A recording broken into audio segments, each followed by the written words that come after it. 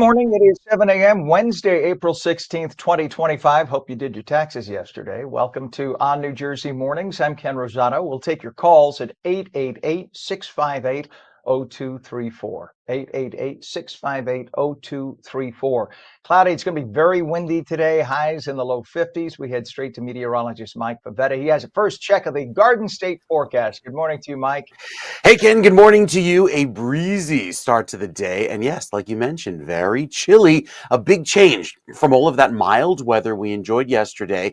Limited sunshine today, lots of clouds throughout the afternoon, and that'll make it feel more seasonable as compared to the almost downright humid conditions we felt yesterday afternoon. We start off this morning at 46 degrees in Newark, 45 in Trenton, pretty uniform across the state with those gusty breezes right now, upwards of 29 miles per hour in Trenton. Just updating for you at 7:01, 27 mile per hour winds over in Toms River and 31 mile per hour breezes out of the west there in Atlantic City. This morning, it is about 13 degrees colder than this time yesterday in Mount Holly, 9 degrees colder in Newark. So the change is evident. And even though we finished off yesterday with a very clear sky, a beautiful way to wrap up the day, given how nice and mild it was, now the clouds are filtering that sunshine early this morning. And we'll see a lot more clouds throughout the course of the day today. Pretty telling with the futurecast, showing that shade of white kind of take over throughout the early afternoon. And temperatures don't go anywhere. We'll hold in the upper 40s and low 50s today, meaning we're back in the 30s tomorrow morning with that chilly weather around. Now, tomorrow gets a little bit more sun, so I think we managed to get up to 61 by tomorrow afternoon, adding about 10 degrees every day, even through Friday, where temperatures climb into the mid-70s in the northeastern corridor of New Jersey, even down toward Medford and Camden, holding around 70 degrees as well by Friday afternoon. And that's just the beginning, because Saturday's weather information points to a really warm start to the weekend. Saturday afternoon, with that warm front passing, we'll get highs all the way up to 88 in Hackensack. I mean, to be flirting with 90 the day before Easter, quite unusual. 89 over in Camden, 85 by Medford. This is Saturday afternoon with a few sprinkles around. It's just that instability shower associated with the warm front. And it stays mild through Saturday evening. When the front passes through for Sunday, we cool down just a little bit. So the next few days, warming up each and every day, keeping it dry. No rain in the forecast. That's Thursday, Friday, and Saturday, with those temperatures getting well into the 80s statewide. That's 78 is kind of a split average between the cooler coastal locations. We'll talk more about the Easter Sunday forecast and 7-day weather. Ken, it's coming up in just a few minutes. Just a few degrees away from a record high forecast on Saturday. I tell you what, I'm looking at my Easter bunnies melting right now, all my chocolate bunnies. I actually kept one in the back of the vehicle, so I'd Oh, remember to no. take it for my nephew. Well, it's okay because it was cool Okay, enough. But for Saturday, I better not keep it there because it's going to that's be right. a pool of chocolate otherwise on Sunday. That'll be interesting. All right. Thank you very much for that info, Mike. It is 45 degrees right now. And checking traffic, let's take a look. This is a good benchmark to give you an idea of the fact that this is a vacation week. Look at how empty that is. That's the approach on the left side to the the lower level on the left, the upper level on the right to the GW Bridge. That's the 8095 approach. That is usually at this hour, pretty much maybe 10 to 15 miles an hour max. And you can see it's basically empty. So that gives you an idea of how many people are on vacation, because it's both Passover and Holy Week all around for both major world religions. And you can see a lot of folks are taking advantage and they went on vacation. In other traffic issues, we do have some construction delays. This was unanticipated. Route 18 southbound, West Ferris Street in East Brunswick Township.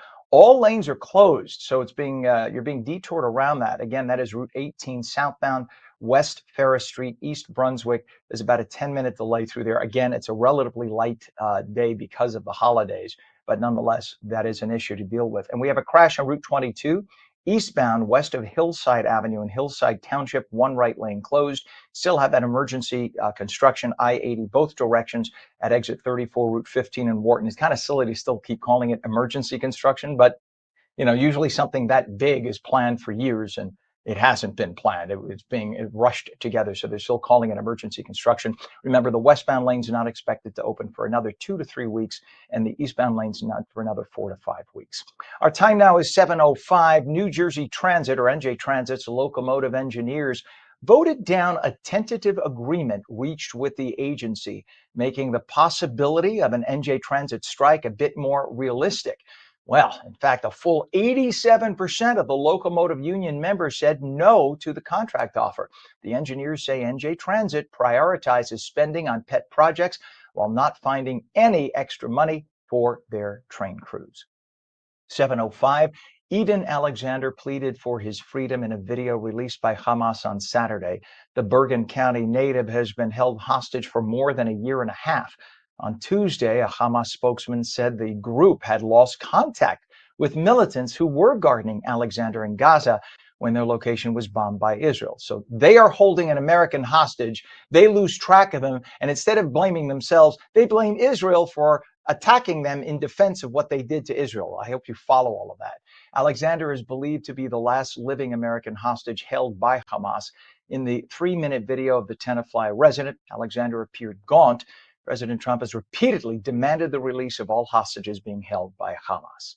7:06, NVIDIA said yesterday it would take a quarterly charge of about $5.5 billion tied to exporting H2O graphics processing units to China and other destinations. The stock slid more than 6% in extended trading. On April 9th, the U.S. government told NVIDIA it would require a license to export the chips to China and a handful of other countries. This closure is the strongest sign so far that NVIDIA's historic growth could be slowed by increased export restrictions on its chips. We don't want China to have a much faster head start on AI because of those chips. NVIDIA CEO Jensen Huang said on the company's last quarterly earnings call in February that revenue from China had dropped to half of pre-export control levels. Our time now is 7:07. A New Jersey Turnpike Authority hearing officer is moving forward with a $1.7 billion contract to TransCore to provide Easy Pass services, and that closes the door on a 20-year relationship with former Easy Pass service provider Conduent. Conduent was based in Newark. Conduent had protested this competitor's bid, saying their bid was $250 million cheaper than the TransCore bid, and it accused the Turnpike Authority of unfairly negotiating TransCore's price down after best and final offers were submitted. TransCore, it should be noted, has ties through Indonesia to communist China. The fear being that all your personal data that is held on your Easy Pass information on your account could potentially end up in the hands of the communist Chinese, such as where you went and when you went. Every time your tag, your Easy Pass tag gets read, that information gets stored. Before it was kept at a place in Newark. Now we don't know what could potentially happen because the communist Chinese are tied to this company. 7:08. New Jersey Democratic Congressman Donald Norcross is recovering from a gallbladder infection that progressed to sepsis. So he got severely infected through his blood. Norcross had his gallbladder removed and is being treated for the infections. The 66-year-old lawmaker was on a flight back on April 7th. He experienced a medical episode midair that was so serious they had to have the flight diverted. Again, the congressman is being treated. He should be okay, but it'll be a while before he can get back to Congress. 7:09 now, and he was the oldest known survivor of the Japanese attack on American ships in Pearl Harbor. And now his family says Vaughn P. Drake Jr., a Kentuckian, has died. His family says that Mr. Drake passed away last week. It was April 7th. On the morning of December 7th, 1941, Drake was just 23 years old. See him in that picture right there. Good-looking young man. He was a member of the Army Corps of Engineers and was stationed at Pearl Harbor in Hawaii when a huge squadron of Japanese military aircraft attacked the U.S. Pacific Fleet that was simply sitting in port there, drawing America into World War II, a war that we would end 3 years later through the bombings at Hiroshima and Nagasaki. Vaughn Drake, American hero, lived to be 106. May he rest in peace. 7:10 now, nearly 20,000 IRS employees are taking the Trump administration's second deferred buyout offer. The total amounts to 1/5 of the total agency force. About 4,700 people took the first deferred resignation offer earlier this year. An additional 7,000 probationary employees were also put on administrative leave. Employees of the IRS were previously told that if they were involved in the 2025 tax season, that they would not be able to accept the buyout that President Trump offered federal employees, instead having to wait until the filing deadline had passed. Obviously, they would be needed to take care of everybody's IRS filings. It's all part of DOJ's longer-term plan to scale back federal spending overall. The departure of these employees will save U.S. taxpayers $50 billion. So much of what the IRS does these days is now computerized, and individual humans aren't necessarily needed like they were at one point. It is 7-11. Veteran Democratic strategist James Carville wants the progressive wing of the Democratic Party to distance themselves from the party, suggesting a split due to what he is calling pronoun politics. As progressives tend to be very vocal about LGBTQ rights, Carville proposed that there needs to be a schism within the Democratic Party. Carville's comments came after he said last week that the Democratic Party needed to distance themselves from so-called identity politics because their first priority should be to win elections. He explained further that if there is a formidable female candidate to win the White House, then the Democrat Party will rally around her. It should be noted that since James Carville left the Clinton administration after President Clinton left office, he has been wrong on pretty much everything. He has predicted every election turnout incorrectly, including when Democrats won, he predicted they would lose. And when Democrats lost, he predicted they would win. James Carville likes to mouth off a lot. A lot of people in both parties don't really take him seriously at this point. He tends to be kind of a buffoon of his former self. Just my own personal little opinion. It is 45 degrees now. We're coming up on 7:13. When we come back, New Jersey Globe editor David Wildstein will have the latest on New Jersey's political scene with the Inside Edge. It's going to be cloudy, very windy today, especially this morning. We had some 50-mile-an-hour gusts last night. You probably heard it if you were still awake late last night. Today's highs in the low 50s.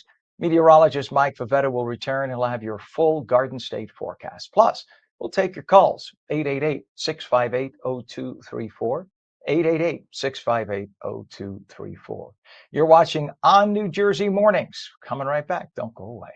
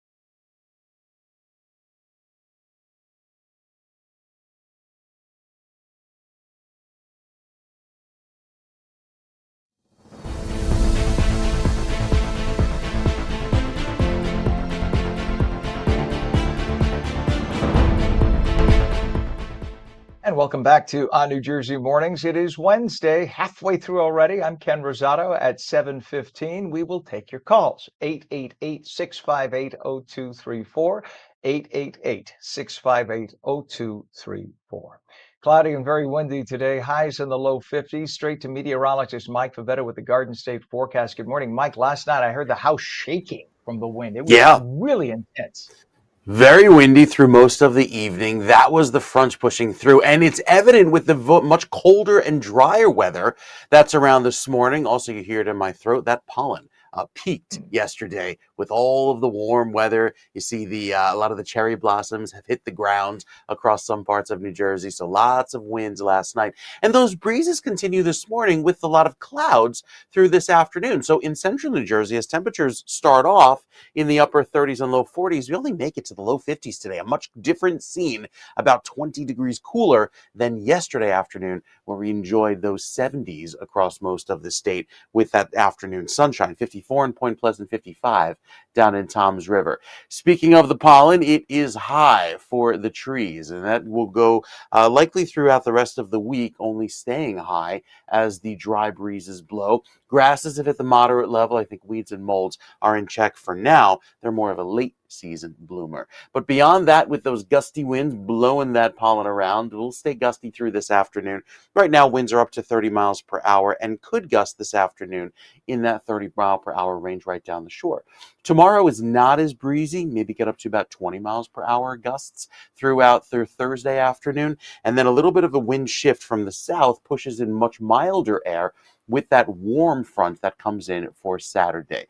With the extra clouds, UV is low today, only at a 3. So we'll keep it low throughout much of the morning into the afternoon with all those clouds that are hanging low into the end of the day. And I think we'll see variable cloudiness at times, maybe a break of sun, but overall, not the brightest looking day, as even the Futurecast keeps those clouds around through this afternoon.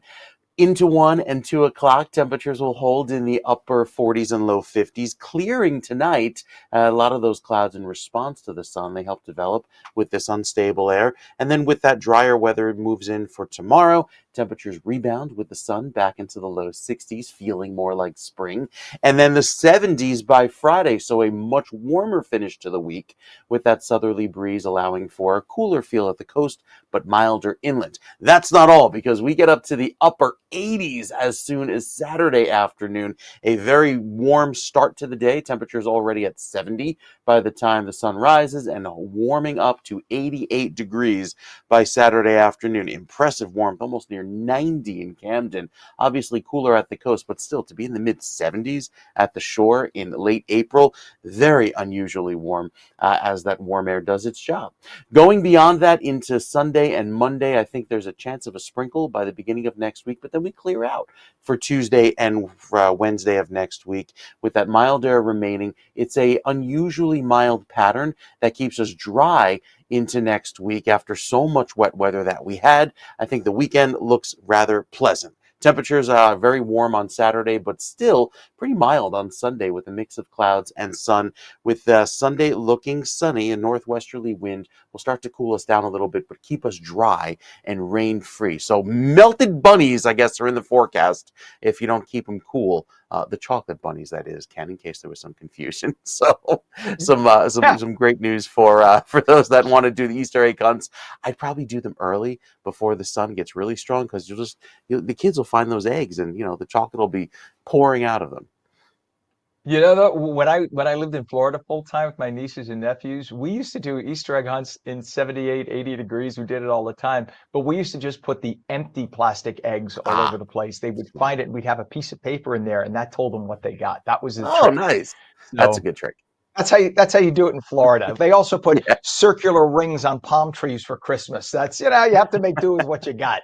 Yep. All right, Mike, we appreciate it, my friend. Thank you. It is 45 degrees, as Mike said, significantly different temperature today from yesterday. It's about 6 or 7 degrees cooler at this time.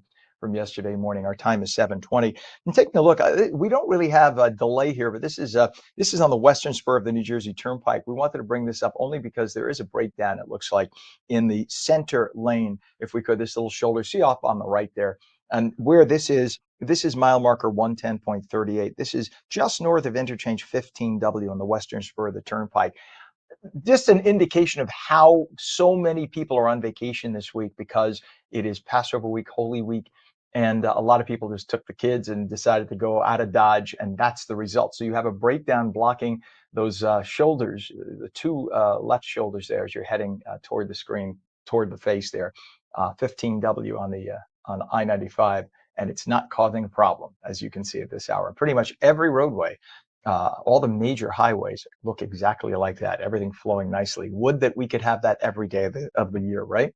Some issues we do have right now. We have unanticipated construction delays on Route 18 southbound. That's West Ferris Street and East Brunswick. All lanes are closed. That was not anticipated. Don't know why that is occurring, but nonetheless, it's causing about a 10-minute delay through the area. We have delays on Route 139, the lower eastbound side of 139, east of the Tunnelly Avenue area by Jersey Avenue in Jersey City. Current travel time through there, that's a little bit of a buildup, about 5 to 10 minutes. Normally, that's about a 20 to 30-minute delay at this hour, just from my experience personally driving in through it. And we do have that emergency construction still going on I-80 in both directions at exit 34, Route 15 in Wharton. That'll be continuing about 2 more weeks on the westbound side and 3 to 5 more weeks on the eastbound side. Our time now is 7:22, and it is time for Politics from Trenton, explained like no one else can do it. Here's New Jersey Globe editor David Wildstein, our good friend, with the Inside Edge. Good morning, everybody. Hi, Garnett. Welcome to the Inside Edge. Today is Wednesday, April 16th. And you're never too old to learn more about politics in New Jersey. I spent part of Tuesday watching judges in 3 different counties decide election matters. And so let me share with you what I learned in my continuing education classes. First, a confession. I've been around Jersey politics since 1973. I really thought I had a handle on how elections are run, how you get on the ballot. But after being schooled by 3 judges, here are the things that I understood incorrectly. In Ocean County, Judge Craig Wellerson taught me that write-in votes count even if the name of the candidate is already printed on the ballot. I always thought it was the opposite, that you can't write in the name of a candidate if you can pull their lever or check their box. And in the case of a contested election for fire commissioner, 1 vote turned out to be the difference between a win and a tie. So I'm lucky to have a better understanding of this law. Otherwise, I might be more suspicious of it. In Monmouth County, Judge Kathleen Sheedy taught me that it's okay to accept new nominating petitions 3 weeks after the filing deadline is passed. It had been my understanding that a candidate who joins the race after the filing deadline couldn't get on the ballot, unless there's a committee on vacancies or if they took steps to replace the candidate within the first 3 days. I didn't really think that a judge could just arbitrarily reopen the filing deadline for 24 hours, 4 days before vote by mail ballots are due to go out. And to do so under the guise that voters should just have more choices.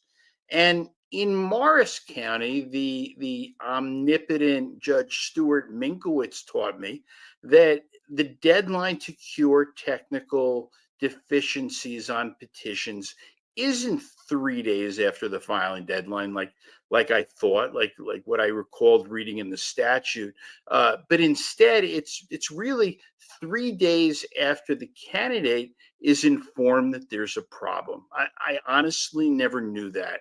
I guess maybe I'm old school. I read the statute. I talk to really smart election lawyers, and I think I'm good to go. Anyway, either they're just making it up as they go along, or I really don't know as much about elections as I thought I did. And for the sake of democracy, I really hope it's the latter. Uh, it's good to keep an open mind and be willing to learn new things. None of us are perfect, but I will tell you that I remain steadfast in my belief that when it comes to election law in New Jersey, if you've seen one judge, you've seen one judge. Anyway, that's everything for today. Thanks for listening, and I'll be back tomorrow. All right, David, thank you so much. I don't know. I think David might be right on what he was hinting there that, well, he said he hopes they follow the democracy. I do too. But sometimes I think some of the judges just make it up as they go along too. They are human, not necessarily with nefarious intent, but they are human. I have judges in my family, and they do make mistakes too, as we know, because higher courts overturn lower courts. And if the lower courts were perfect, that wouldn't happen. Just saying.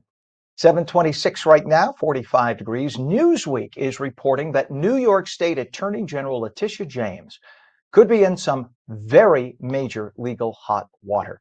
Newly discovered documents may show James listed the location of her legal residence not as New York, but as Virginia in order to get preferred mortgage rates. Why is that a problem?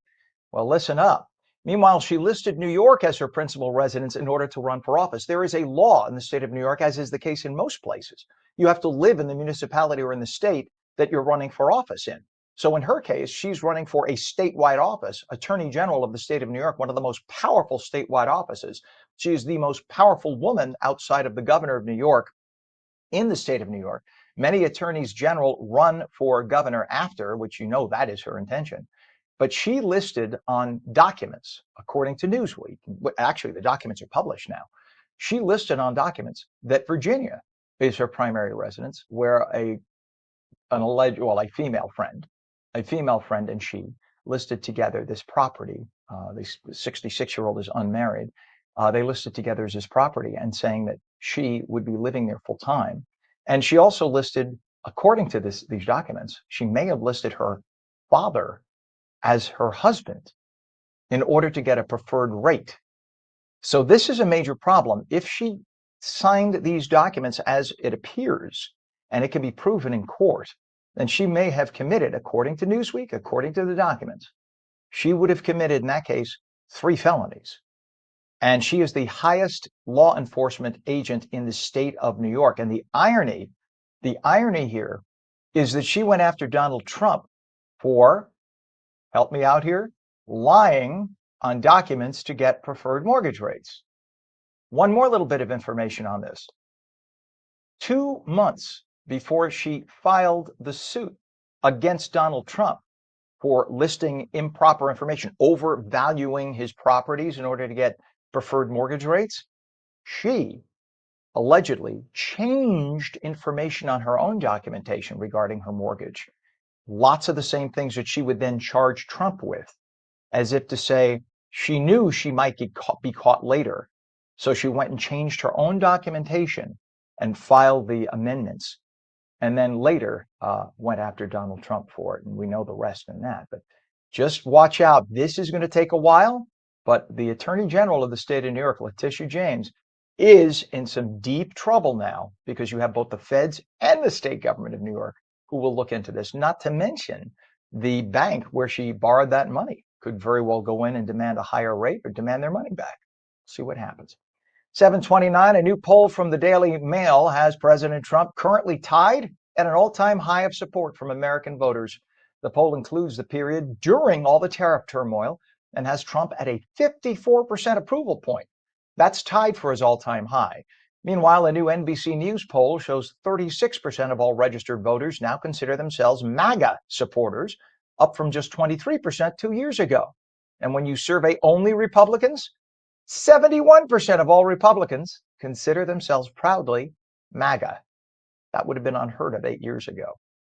And finally, at 729, legendary game show host Wink Martindale has died. Martindale had a 74-year career in Hollywood, hosting a number of game shows such as Tic-Tac-Dough, High Rollers, and Gambit. Handsome man, Martindale was also a close friend of Elvis Presley, who introduced him to his wife. He was surrounded by that wife and family when he passed.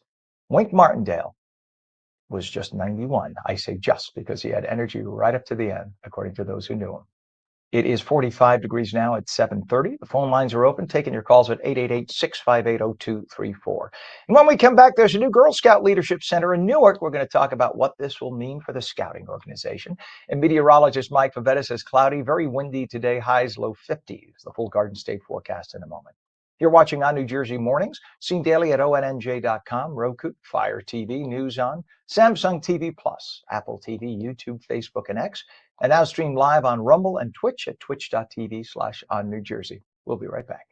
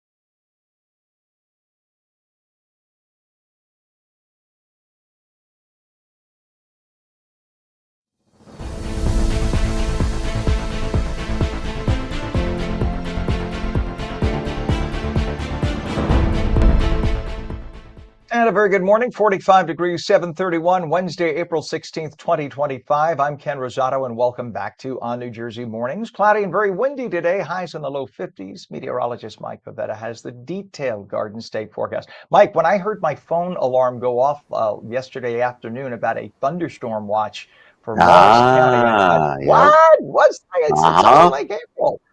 Right. Crazy. It's weather that has everybody talking. Specifically, it changes so quickly. It's so mild and sunny one minute, cloudy and cool the next, and then you throw in a thunderstorm there. Had some pretty significant hail up in Sussex County yesterday, and that's what takes a storm to become severe. When you have that quarter size hail, 1 inch or greater, doesn't have to be gusty winds, but it could actually be the hail that causes those severe storms to form. So with very breezy and cooler conditions today, as opposed to the mild weather we enjoyed yesterday, the clouds will be around for the better part of this afternoon. And with that, the sun returns tomorrow with milder weather through Friday, and then downright warm weather settles in for the start of the weekend. Today, it's a much cooler feel. Down the shore toward Manahawkin, out on LBI, even through Egg Harbor City, temperatures reach the mid-50s with a wind out of the west. The temperature inland will match that of the shore. It's unusual this time of year given how the water temperature is still in the upper 40s, so with the breeze off of the water, that sea breeze tends to cool down the beach locations. Not the case today. At least you'll see a little bit more sun down along the shore points. Note the record high for today is 88 degrees. I checked, and on Saturday, that record is 92 degrees. I don't think we'll get that warm, but we'll come pretty close, especially in the northeastern corner of the state with that very warm air that settles in. You could think the longer daylight hours is helping the cause, especially with all the sun throughout the first part of the weekend. With the clouds that are around this morning, maybe a little sprinkle up there over the Hudson Valley might reach the northeastern corner of the state there on the Bergen County line. Most of southern New Jersey is waking up to bright sunshine this morning, and we keep it clear down the shore. That is until this afternoon when even you tap into some of that clouds. Dry today, dry tomorrow, little chance of a sprinkle on Saturday, but we're dry for Easter Sunday, and then the rain chances go up by the middle of next week. Air quality today is good. You can thank the cold front for sweeping through and clearing out the clouds and also some of those pollutants. So I think the dry weather today helping to keep the air refreshingly clean and cool. There's the high pressure that slides to our south for tomorrow evening. That settles in with some warmer weather. A southwesterly breeze takes over, helping us warm well into the 70s for Saturday, the 80s for Saturday afternoon.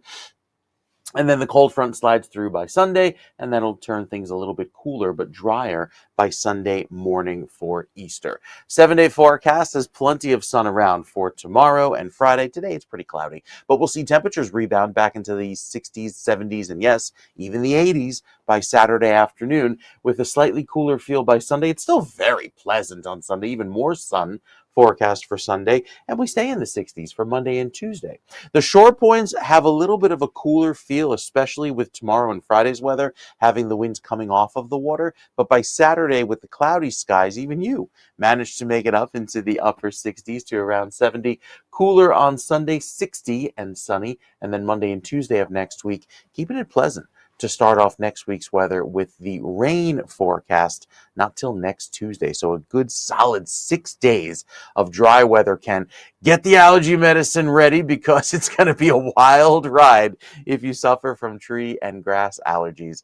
You'll see that pollen get really high by Saturday, especially with the lack of wet weather.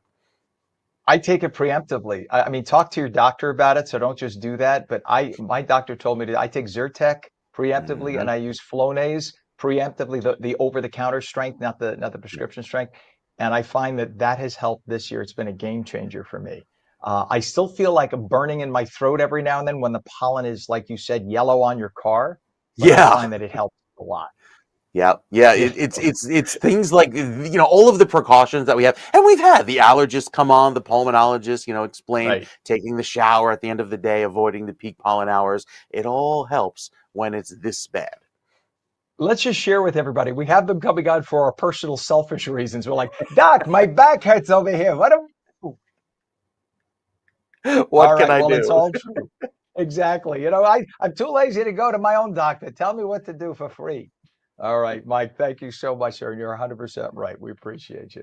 It is now 46 degrees. Temperature just creeping up a little bit. And just again to prove that the tri-state right now is pretty light in terms of traffic, because so many people are on vacation for Holy Week and Passover. Let's take a look. This is one of the highest trafficy areas we could find. This is mile marker 149 northbound on the Garden State Parkway, north of exit 148. So you're in the Bloomfield area. Normally there is a little brake check going through that area, but it looked like there might have been something as you get to the top before. It looked like there was really something toward the left lane, but now it looks like it's cleared. Okay. So, but there is nonetheless a lot of traffic going through that area. That's near the tolls, just actually after the tolls, I believe that is, once you head toward Route 3 on the Garden State Parkway. It is 7:37. Now, some other issues to look out for. There's a crash on Route 206 southbound at Route 68 in Mansfield Township. All lanes are open, but about a 10-minute delay through there. And this could be big. There's a disabled vehicle on the Pulaski Skyway northbound 1 and 9, the truck route, Raymond Boulevard in Newark, one right lane closed. Anytime there's a breakdown on the Pulaski because there's nowhere to go, you're stuck in midair. That always causes some trouble. So we'll keep an eye on that. We have an unanticipated construction delay, Route 18 southbound, West Ferris Street in East Brunswick. All lanes are closed. That's being everybody delayed there about 10 minutes. And finally, of course, the emergency construction on I-80 in both directions at exit 34, Route 15 in Wharton. All lanes are closed, people being detoured. 7:38. One of my favorite topics now, the Girl Scouts. The Girl Scouts Heart of New Jersey celebrated the grand opening of their new Girl Scout Leadership Center this past Friday in Newark. This vibrant hub promises to empower young leaders and strengthen community ties with a remarkable, listen to this, 759% surge in local Girl Scout memberships over the past 5 years. 759%. Think they're doing something right? Joining us now is Natasha Hemmings, CEO of the Girl Scouts Heart of New Jersey branch. Natasha, thank you for being on this morning. Oh, thank you for having us on. It's nice to have you here. I think every CEO in America needs to sit down and figure out what you all are doing right, because to get 759% increase, clearly you did a lot right. That's unreal. Good for you all. And the Girl Scout Leadership Center is being called a game changer for Newark's youth. Tell us what makes the space so special and how it reflects the vision of Girl Scouts Heart of New Jersey. Well, Girl Scouts Heart of New Jersey is here to build girls of courage, confidence, and character who make the world a better place. That's our mission. It's our nationwide mission. And we are making sure that we give girls access to life-changing experiences that inspire them to do something big. And so this space is a space for leadership development, community engagement, and we're going to be doing some pretty innovative programming for Girl Scouts and the broader community there at the Leadership Center. There are a lot of good people like you in Newark, and even we talked to some good folks in Jersey City who are changing the whole landscape, making a future for kids that 25 years ago didn't exist. Seeing what you're Mhm. doing and giving that future for these girls, wow, it really is a game changer. And the center was shaped by 7 local Girl Scouts who served as community design leaders. So how did their input influence that final design of that beautiful place? And what does it say about the Girl Scouts' approach to empowering young voices? Girl Scouting is girl led. That's the first and most important tenet. And we are establishing a lasting and really authentic presence in Newark that is girl led. It was designed by these 7 Girl Scout who are on this design panel, who did everything from community stakeholder engagements to surveys to coming down with the designer to a white 3D model and redesigning the entire space several months ago. And so there you can feel their influence on the space by the arches, by the colors, by the books that are on the bookshelves in each section. They designed a room that is low tech and all about Zen. They designed a STEM room where they're going to be doing science, technology, engineering, and mathematics projects. Even in the bathrooms, they decided they wanted to do something about period poverty. So they have all of the menstrual health supplies that you could possibly need in the bathroom, along with nail files and other things that people may need as they come to visit the center. There's a huge program space that we've been doing programming in every second Saturday, and you can feel the girls' influence in this space from the time you hit the front door all the way through to the Zen Den. Just as you mentioned, what you just mentioned, what you're talking about, I get the sense of the need of sisterhood among girls Mhm. of varying ages, especially as they're going through puberty. Sometimes they have no one to Mhm. turn to and ask advice Mhm. of and just Mhm. confide in. And the idea of having that with you have 1,100 girls now, part of the Girl Scout movement there in Newark. I can only imagine Yes. the fellow girls that they meet, that must be lifetime friendships and bonds that they Oh, make at that it organization. absolutely is. When I was a leader for 10 years, I led a troop of girls, of 32 of them, and they still stay connected 10 years later, today. The friendships that girls will develop as a part of their troops or as part of their program activities from all around the state and, dare I argue, all around the country. The sisterhood is unlike any other. Not just having adults who are role models for you, who you can rely on, who will take your ideas and your dreams and help you bring them to life, but the friendships that come along with Girl Scouting are undeniable. And the center isn't just for Girl Scouts. I was shocked to hear about this, that it's open to the broader community.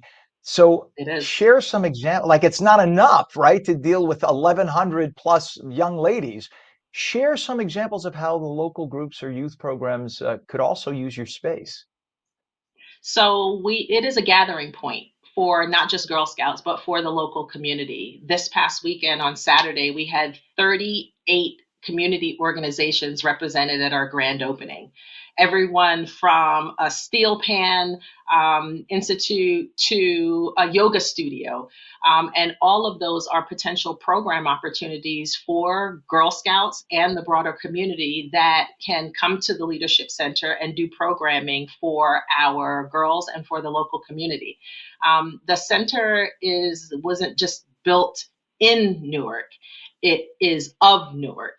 And so there are girls who came as far as from Jersey City and Hoboken and out in Hudson County this weekend that have pledged to come back because there is just this spirit, there's a vibe there of community, and that's what the girls wanted the center to be. That is awesome. I just hope it continues to blossom like this. And you know what? It's sort of an example for all the other parts of the community to get together and maybe do exactly the same for all those other groups. It's like they all came to see, what did they do right? Clearly, you did a lot right.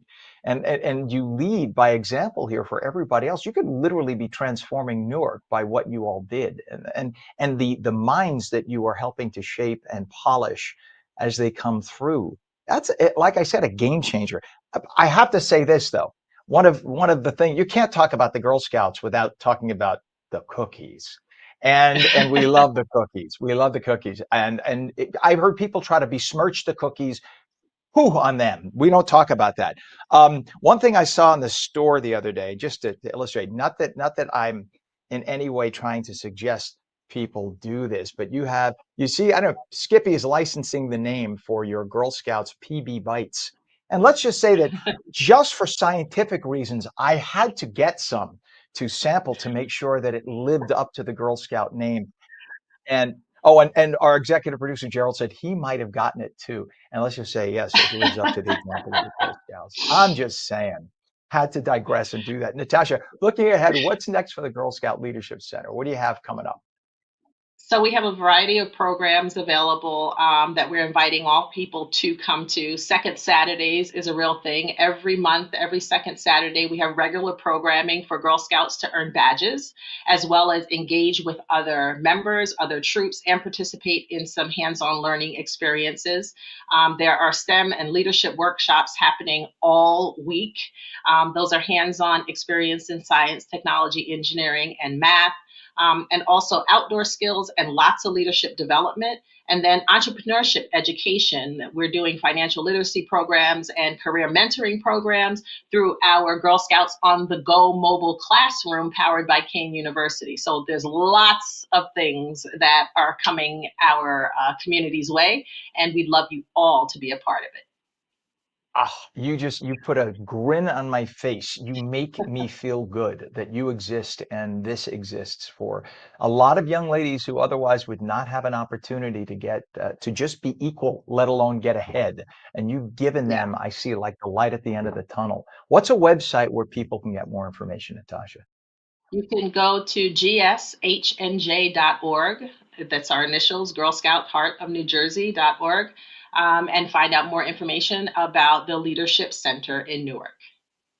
Well, Natasha Hemming, CEO of the Girl Scouts Heart of New Jersey in Newark. Thank you so much for being with us this morning. And I hope you come back again and again. We want to hear all the great progress from that organization. You are awesome. Thanks for doing what you Absolutely. do. I'd love to bring girls. I make the offer openly right here, right now on the air. Okay. Please come back anytime. You're welcome. All right, Natasha. Thank Have a you. great day. Thank you again. You bet. It is 45 degrees at 7:48. Cloudy, very windy today. Highs in the low 50s. Meteorologist Mike Favetta will return with your full Garden State forecast. And we'll take your calls at 888-658-0234. You're watching on New Jersey Mornings. Don't go away.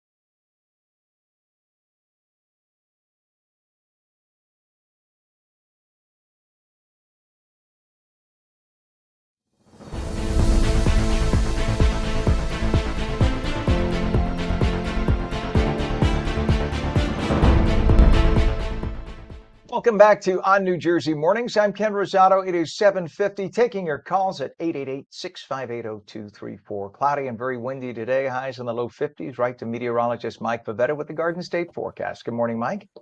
Hey, Ken, good morning to you. We start off pretty chilly this morning as compared to yesterday. You will feel those dry breezes all afternoon long as compared to the warm sunshine that we enjoyed yesterday with highs that made it all the way to the 70s. Well, the winds that were howling overnight brought in some pretty chilly weather, starting off this morning in the 30s, but ultimately warming to 49 up in Sussex, 48 in West Milford, and clouds hang around for most of the day, even in the northeastern corner of the state, where you managed to make it to 53 there in Jersey City.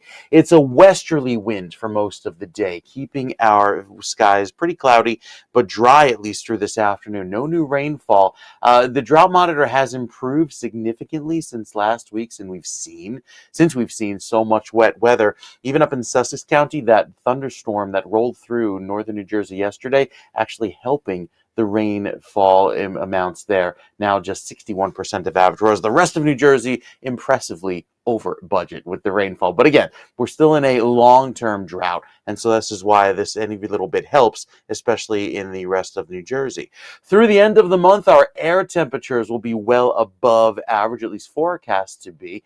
Same goes for you if you're planning to travel down south, but most of the U.S. is experiencing slightly above average rainfall through the end of the month, and I think that'll be the case here for us in New Jersey as well. At least in the short term, it stays dry. There's no rainfall on the 7-day forecast, at least through next Tuesday, with sunshine returning tomorrow, temperatures climbing to 67 by Friday, and all the way up into the 80s for Saturday. The 78 is kind of a statewide average, but there will be places that make it well into the 80s by Saturday afternoon, despite the cloudy skies. Easter Sunday, feeling fine, nice and dry and cooler, 64 with some breaks in the clouds. Monday also looking dry, and Tuesday of next week, potentially our next chance for some wet weather. So dry weather remains through Thursday and Friday. Great time to wash the car, by the way, especially if it's covered in pollen. Going into Saturday afternoon, mostly sunny with a little bit of cloud cover, I think, developing in the afternoon. 68 as the high for the shore points. A little bit cooler at the shore for Easter Sunday, a mix of clouds and sun. And then all the way down the road till next Tuesday, we're dry.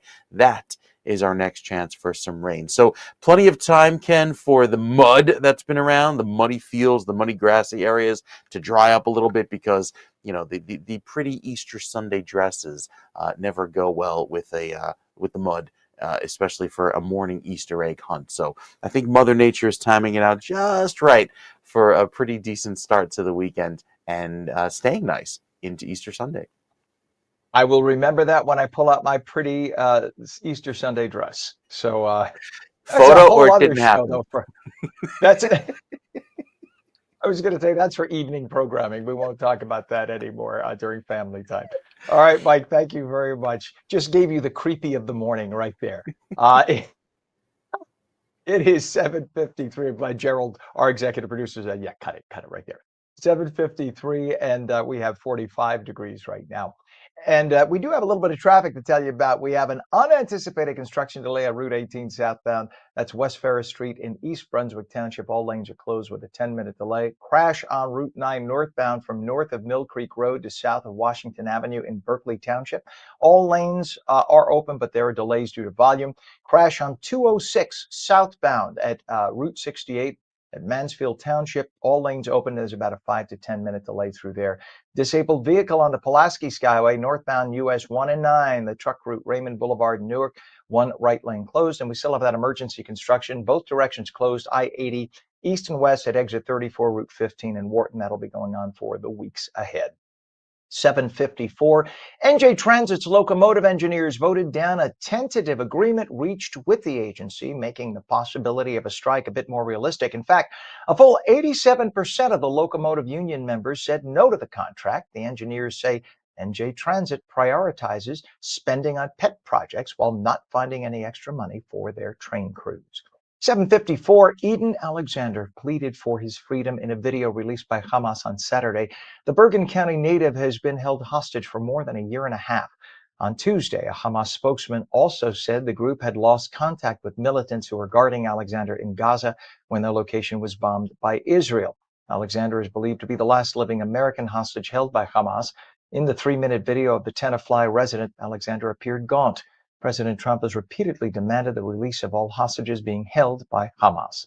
7:55, NVIDIA said yesterday that it would take a quarterly charge of about $5.5 billion tied to exporting H2O graphics processing units to China and other destinations. The stock slid more than 6% in extended trading. On April 9th, the U.S. government told NVIDIA it would require a license to export chips to China and a handful of other countries. The disclosure is the strongest sign so far that NVIDIA's historic growth could be slowed by increased export restrictions on its chips. NVIDIA CEO Jensen Huang said on a company last quarterly earnings call in February that revenue from China had dropped to half of pre-export control levels.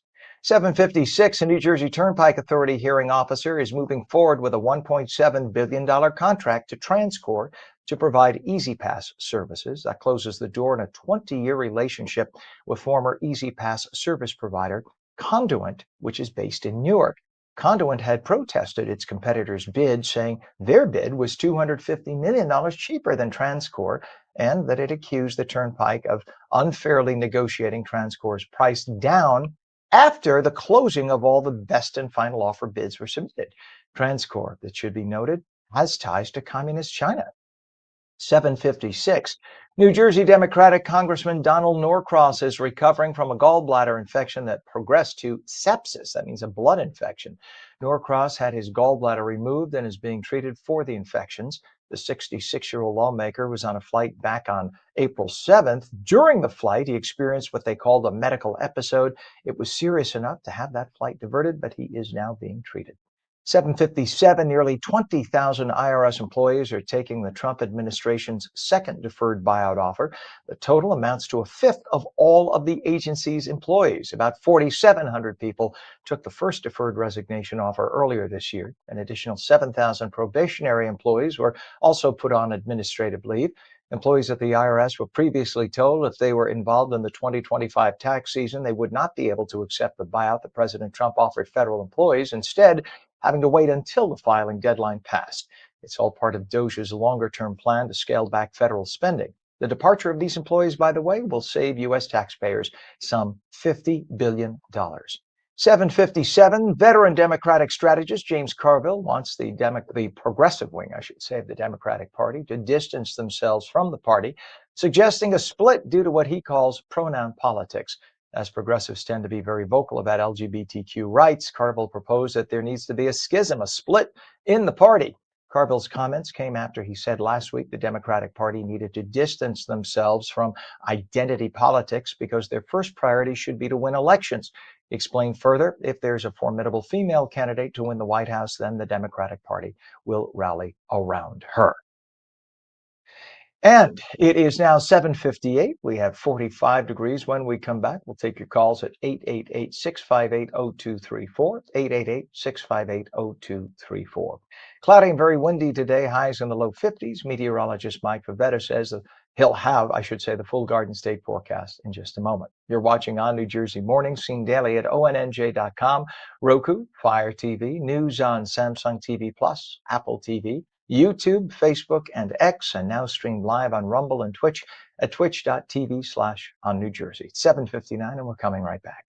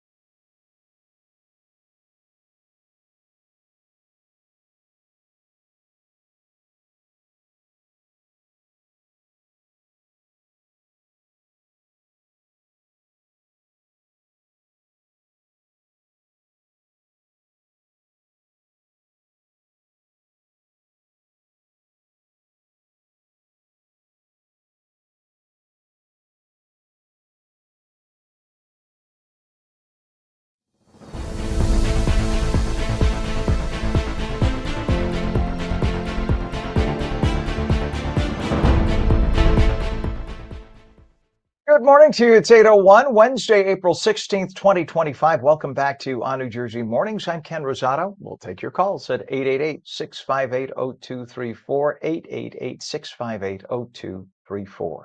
Cloudy, very windy today, highs in the low 50s. We head to meteorologist Mike Favetta, a first check of the hour of the Garden State forecast. Good morning, Mike. Good morning, Ken. And a big difference in temperature depending on where you're waking up across New Jersey this morning. Northern New Jersey still stuck in the 40s under those cloudy skies. However, down the shore, a lovely westerly breeze with lots of sunshine. You've already warmed up into the low 50s, and that's the case way down in Cape May. So there's Sussex, 39 degrees, Hackensack, 45. You work your way further south across the Parkway, all the way down past Atlantic City, and there's Cape May. 50 degrees right now, starting off your day on a rather mild note, comparatively speaking, to the rest of the state. That's where the sun is shining the strongest. There's still pretty gusty breezes around the state right now, but clouds dominate our skies, especially north of 195. It's still 14 degrees cooler right now as compared to this time yesterday in Mount Holly, 8 degrees cooler in Long Branch, and 11 degrees cooler toward Howell. There's the cloud cover right now encompassing most of the northern portion of the state, but lots of sun right now south of the Atlantic City Expressway, and it will stay that way, I think, for the better part of the morning. Everybody taps into the clouds later on this afternoon. You can see that pretty clearly here with the futurecast. Most of the state warming well into the mid 50s only, and then back down in the freezer tonight. 32 in Morristown to start your morning, 33 in Medford, so pretty chilly to begin our Thursday, but we're right back in the 60s by tomorrow afternoon, thanks to a little bit of a southwesterly wind and lots of sun throughout the day. Friday, impressively warm, mid to upper 70s by Friday afternoon, but that's not all, because the weather has an even warmer Saturday on tap. As we head into the holiday weekend, temperatures skyrocket into the 70s on Saturday morning and reach the 80s by Saturday afternoon. Probably the upper 80s in northeastern New Jersey, even over toward Trenton, 88 for you by Saturday afternoon, 84 in Medford, a really warm way to finish out our Saturday. But as the cold front slides through Saturday night, tends to cool us off a little bit, but at least clears out the clouds and brings back nice dry weather for Easter Sunday. Thursday, 63 degrees, nice and mild, even milder still for Friday, and there's our 80 for Saturday. Beautiful way to start off the weekend. We'll tell you more about the warm weather on the way for Easter Sunday, and take a look at next week's weather. Ken, it's coming up with the 7-day forecast in just a few minutes. All right, I'm going to take all those chocolate bunnies and put them in the freezer so they won't melt on Sunday. Thank you very much, or by Sunday, I should say. For your 60s, though, and sunny on Sunday, that sounds like a beautiful Easter. It really will. All right, fingers crossed. Thank you very much, Mike. We appreciate it. 8:04, 45 degrees. Some traffic to talk about right now. We have an issue on the Garden State Parkway that we found. Gerald, our executive producer, found this. This is just by mile marker 145.8 north of exit 144.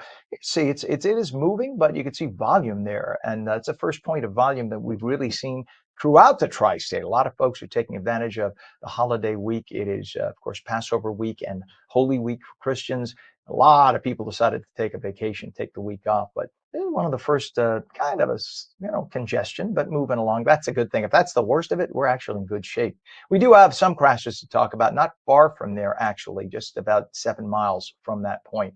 There's a crash on the Garden State Parkway southbound, south of exit 138. That's in Kenilworth. The right shoulder is currently blocked there. And disabled vehicle on the Pulaski northbound, the truck route 1 and 9, Raymond Boulevard area in Newark. One right lane is closed. Still have that emergency construction for the sinkhole repairs on I-80 east and westbound, exit 34, route 15 in Wharton. That's going to be going on for the next 3 to 5 weeks, depending on which direction we're talking about. It's 8:05, and we are thrilled to welcome the creator and television personality behind Dish It Girl to talk about her brand new cookbook, At the Kitchen Sink, Recipes to Fill Your Table, Words to Fill Your Heart, packed with family favorites and heartfelt stories. The book is all about bringing joy to everyday moments. Dina Delisa Gonsar joins us now. Good friend, Dina, congratulations on At the Kitchen Sink. Tell us, what inspired you to write this cookbook and share such personal recipes and stories? Good Oh, good morning. morning, Ken. It's so nice to see you again. What a joy to be Likewise. here this morning. I think that this book comes from all of I have to give credit to my mother and my father and my grandparents. everything that they did for me growing up, that kind of they instilled into my heart with Sunday dinners and just the nightly dinners, and everything felt special and everything felt like a celebration. And as I had my own family, I realized it was kind of becoming a lost art, not having a fancy dinner or like a fancy antipasto. Oh, those things are great. Um, but more just having people in your home and having people around your table, and how important that community is. And I'm so grateful that I had that growing up, and I wanted to come alongside others in encouraging them to create that for their own homes. I never want to be a means of comparison. I always want to be more of a means of encouragement. So when I wrote this book, I did this 70 plus recipes, but I also did 40 devotional writings, because I really didn't want to hand someone a book that just thumbed through it and said, oh, I wish my kitchen looked like hers. I wish my family looked like hers. I wanted to grab them where they were at, whether it was at the kitchen sink, or maybe it was at their desk at work where they were discouraged, or on the floor with their kids, and just say, you're doing a great job. Your intentionality for your family, your friends, and your community, that's where it's at. You nail it. I think back how blessed I was as well. Like you're talking about, we had, Sunday at about 11 a.m. Everybody Yeah. would start piling in. We'd have about 15 to 17 people, and grandma's kitchen table. She had to put a little folding card table at the Yes, end because the card nobody could sit, table. right? You gotta have the card. And the kids, you start out at the card table, and as you kind of you evolve, you move up to the main table. But that was part of Sunday. And It at the is. time, sometimes you thought it was a burden, and then you look back and realize Sure. I was the luckiest guy in the world to have that Yes. gathering with family, right? Yeah, and I love that you bring that up, because I do bring that up in the book as well. Sometimes I'm tired, and sometimes I don't want to be the one having Sunday dinner. It is something intentional that you have to be intentional about. But I have to say, there's so many times where I'm at the kitchen sink washing the dishes, and I hear my nieces running around, my dad and my brother talking in the other room, my mom and my sisters, laughing as they're trying to put stuff back into Pyrex and put it into the refrigerator. And I just thank God at those moments. I'm like, this is what I wanted, because I know this. There's nothing better if you can remember back, because these are the memories that hide in our hearts and carry us through the hard times.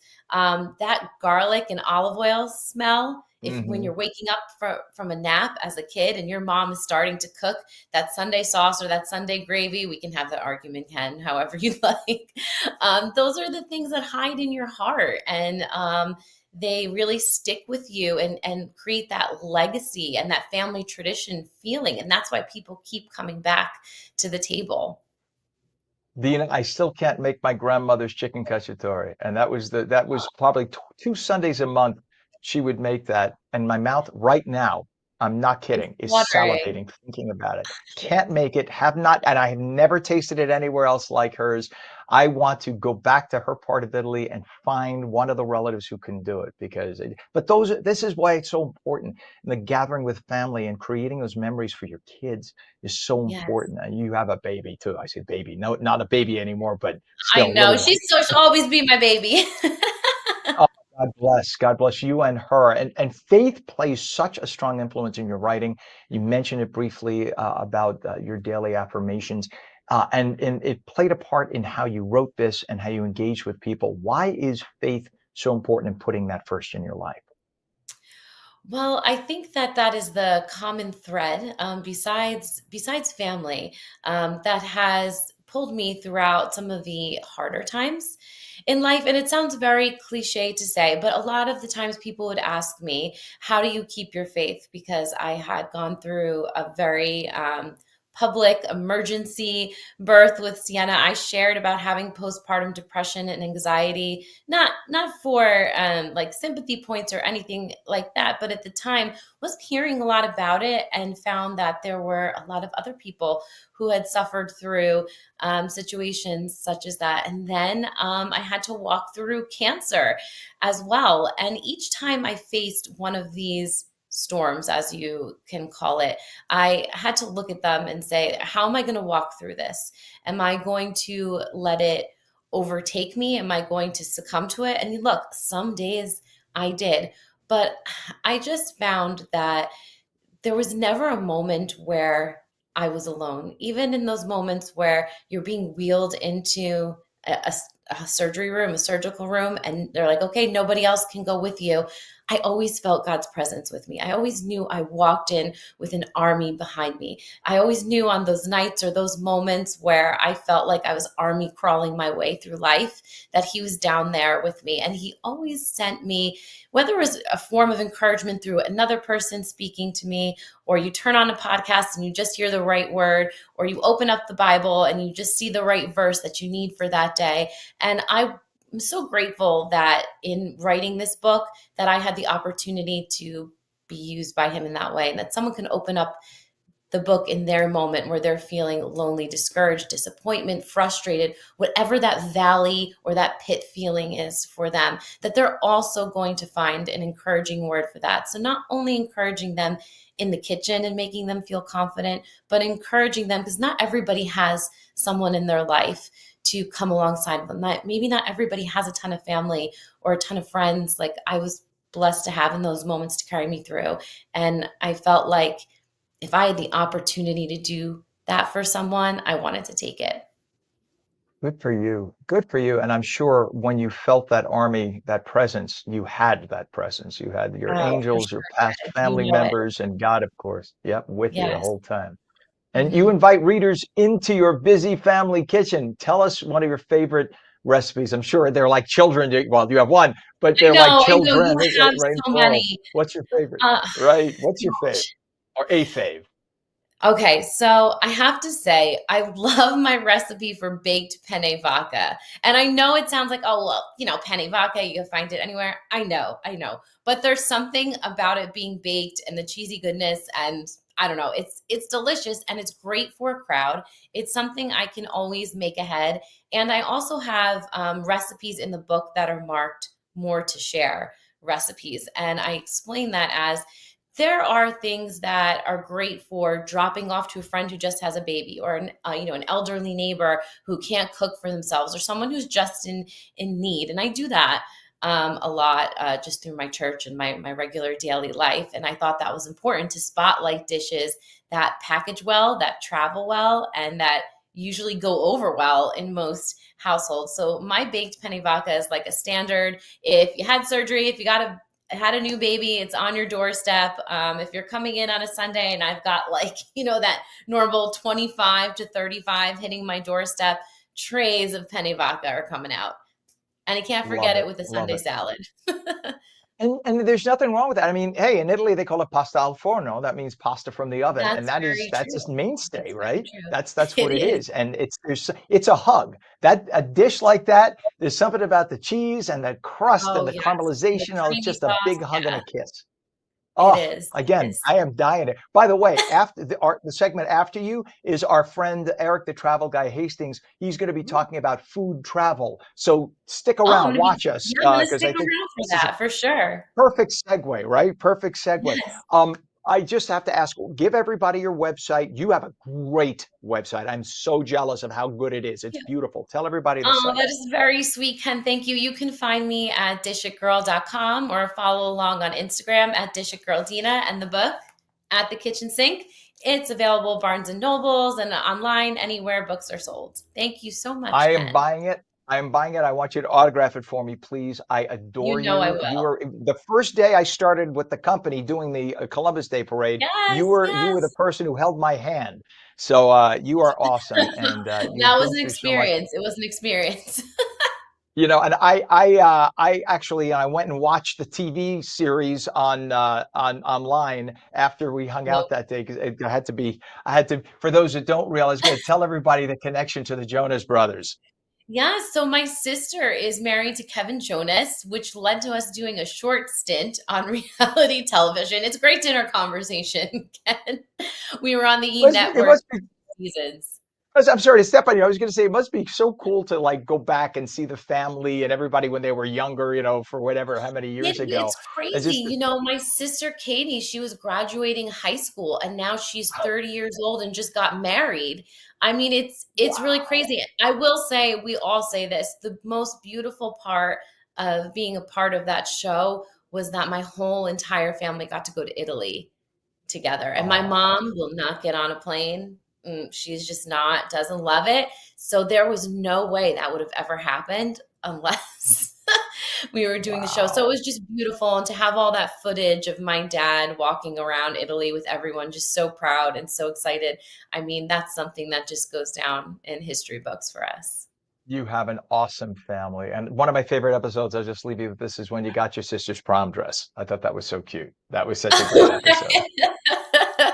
Cute. Oh, Torture just so for you know, her, really cute for us. no, no, that was so sweet. It's really a sweet, honest, very, very honest, open look at the family behind the scenes. There's nothing about it that fit. And I know when they do reality TV, a lot of it is Oh staged, my gosh, but reality they, TV, is not really real. It's not really real. You're not scripted every word that you say, but they give you storylines, they give you arcs. But what we showed was we were trying to be true to our family, and the drama wasn't the same kind of drama you were seeing next door on the Real Housewives and such. We really were trying to yeah, say, hey, like, this is what your everyday family looks like who's interning, who's going to school, who's like, we didn't have mansions. It was a different vibe. It was a different vibe. very cool. Well, we want you back again and again, please. The name of the show Oh, is Dish It Girl. The new cookbook is called At the Kitchen Sink: Recipes to Fill Your Table, Words to Fill Your Heart. Dina Delisa Ganza, thank you so much for being here this morning. We adore you and always good to oh, see you, my thank you, friend. Ken. Much love. God bless you. Be well. Thank you. And it is now 8:18. It is 46 degrees. Let's go straight to our wonderful meteorologist, Mike Favetta. Let's find out about this Garden State forecast. It's a little cloudy and very windy today, Mike. Where'd the wind come from? Mm-hmm. Hello, wind. Hello, it's blowing the aromas of sizzling garlic and the oil around New Jersey today because Mm, some people are starting those Sunday sauces for the lasagnas. The Easter lasagnas are being mm, made across New Jersey this week. It's hard to make it on a Friday because you kind of want to taste it, and with the meat in it, right. Got meat. you gotta do it now. Gotta do You it now. could do a The pizza, bechamel. If you do a bechamel lasagna, you could do that and just you eliminate could. the meat. Yeah, So that many doesn't feel tricks, so wholesome many things. then. But I know, but then the Pizza Rustica found this recipe for, the Right. big Pizza Rustica. They now the option is to do little like bite-sized rice ball size Pizza Rustica, polpettine. So there's so many Mm, mm, options. But again, can't do it on game a Friday. changer. Gotta find, No. yeah, right. So many things to do.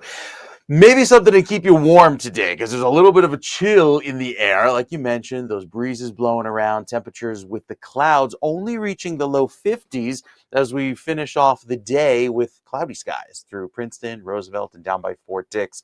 Temperatures will hold in the 50s throughout this afternoon and not really warm much more thanks to the lack of sun. Maybe a touch more sun, a break of sun there in between the clouds and Tom's River reaching 55 degrees. But that pollen has remained pretty sky high, and that's as a result of the dry air, those gusty breezes blowing those tree pollens around all throughout the day yesterday and even into today. Grasses remain moderate. Over the next few days, with those breezes gusty today, right now, they're gusting to 25 miles per hour in Newark. That's half of where they were last night. Very gusty winds, even down toward Atlantic City. But even through the rest of the day, I think we'll see those gusts up to about 30 miles per hour and then calm down into the overnight and start off tomorrow on a cooler but dry note. We'll likely see temperatures around freezing tomorrow morning with a little bit of a wind chill on tap early on in northern New Jersey. By Friday afternoon, that's where the winds begin to shift and blow in milder weather from the south, and that helps our temperatures climb nicely into the 70s, but it takes a few days to get there. We're not quite there just yet. Today's UV index is a 3, which is low, and I think we'll stay on the cloudy side of the forecast throughout much of this afternoon. Maybe a little peak more sundown in southern New Jersey, but most of the state covered in the clouds throughout the day today. The Futurecast shows that with a lot of the wind from the west keeping the clouds around until tonight, where we clear out. But again, tomorrow, It's chilly, 35 up in Sussex, 33 in Morristown, and 37, pretty much 30 statewide, even all the way down toward Atlantic City. Tomorrow afternoon sees a little bit of a milder trend back up in the mid 60s, and we stay dry through Friday, even though some clouds return. Well, that's the warm front doing its job, warming us well into the 70s, but it takes us into the 80s by Saturday afternoon, all the way up into the mid 80s, I think, across most of New Jersey come midday Saturday. So really warm finish to the afternoon. 88 up in Hackensack by 2 p.m. Saturday, 82 in Sussex, a good golfing day, 86 in Mount Holly and 83 in Medford. So plenty of warm weather in between the breaks in the clouds. And then I think with the chance of a sprinkle coming through late Saturday night, it turns dry by Sunday. Rain likely back in the forecast for Monday, and then I think Tuesday dries out by the afternoon. Tuesday, Wednesday, and Thursday ultimately will stay rather clear but mild, and we stay dry, I think, through the better part of next week. So this weekend's forecast is very pleasant. There's our beautiful 80 degrees for Saturday, very warm and then turning drier, but still 71 on Easter Sunday with mostly sunny skies. A very pleasant weekend ahead. Great weather to enjoy some, maybe an outdoor picnic, if you will. You can move those Easter plans outside. It will be that warm, specifically throughout Saturday and Sunday. So nice weather ahead. At least it beats the rain that we've had just about every weekend since. Yeah. I don't want to hear rain deficit for the next few months at least. Okay. We've had enough. Thank you very much, Mike. We appreciate it. It's 46 degrees right now. And we do have a couple of traffic points to tell you about. We have a crash on the Garden State Parkway southbound, south of exit 138, which is Kenilworth. The right shoulder is blocked. Pulaski Skyway, disabled vehicle northbound. That's by Raymond Boulevard. One right lane is closed. That's going to cause some massive backups on the Pulaski. The ongoing construction, I-80, both directions, exit 34, Route 15 in Wharton. It's going to be going on for 3 to 5 weeks, depending on the direction. And we have those issues we've been telling you about since yesterday about the parking lots at all of the airports are pretty full.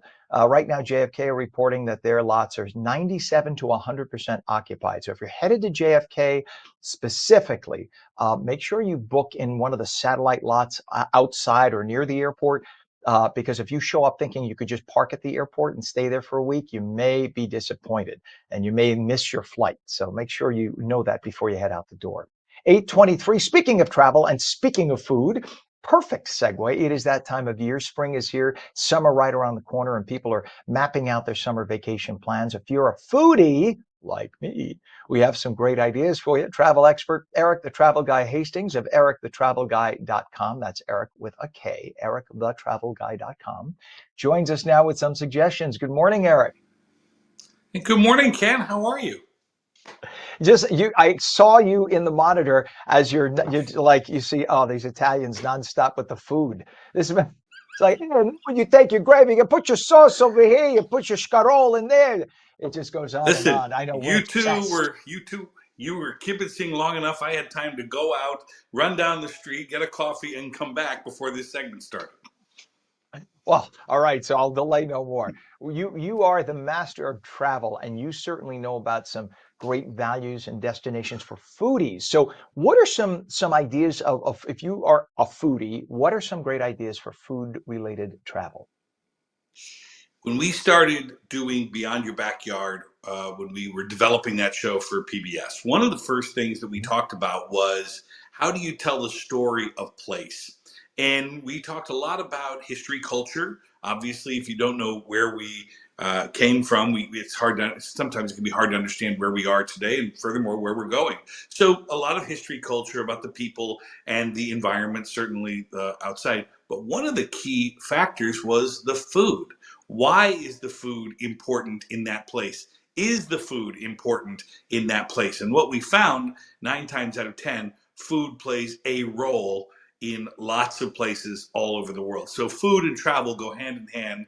And I love the fact that they do, because sometimes we feel like we have to manufacture reasons to travel. And food can be one of those things. You think, well, gee, Eric, am I really going to go on vacation just to eat? The reality of it is, if you don't, I say you're kind of missing out.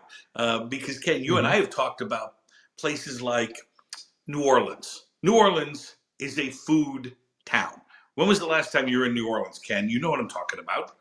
Yeah, it's been 20 years, but back then I had time to go. I've been there 5 times and I literally Yeah. never had a bad meal, from No. Commander's Palace on the high end to like little holes in the wall on a side street. You That's right. literally, there was a woman, I'm sorry to digress here, a woman on this little side street, this little tiny little stand practically. And I ordered something, and she literally told me, "Oh, you don't want to order that with this. You want to order it with that, and you have to eat it with this." And she instructed me. Right. Unbelievable. One of the best meals I ever had. I think it cost $6. But I'm sorry, I Right. digress.